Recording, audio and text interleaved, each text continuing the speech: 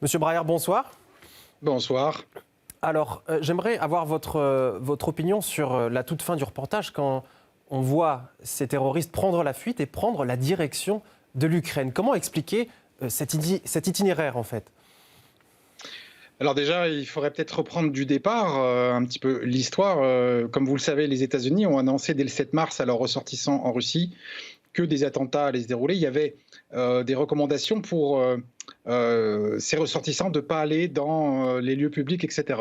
Le 8 mars, la France reprend exactement dans les mêmes termes cette recommandation. Ensuite, comme vous le savez, l'attentat lui-même parle en défaveur d'une action de Daesh. Pourquoi ? Comme vous le savez, les islamistes qui ont commis de nombreux attentats qu'on connaît en Europe, aux États-Unis, etc., sont des gens qui étaient décidés à mourir jusqu'au dernier et à emporter le plus de monde avec eux dans la mort. Or, ce qu'on a vu au Crocus City n'a absolument rien à voir avec cela. Déjà, le fait qu'ils aient voulu fuir parle complètement en défaveur d'une organisation, d'un groupe, du groupe Daesh ou d'une autre organisation salafiste, etc. Ça ne colle pas du tout avec les scénarios des attentats qu'on a vus. D'ailleurs, à Moscou, comme vous le savez, déjà en 2010, dans le métro, où les bombes, etc. On connaît ces attentats.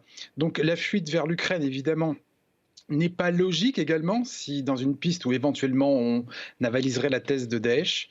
Il est évidemment plus logique que les fameux auteurs de l'attentat aient pris la fuite dans une région plus lointaine, donc plus à l'est, bien sûr, pour se noyer dans le pays. Et évidemment, courir vers la frontière ukrainienne, ça parle vraiment en faveur de la piste ukrainienne très fortement.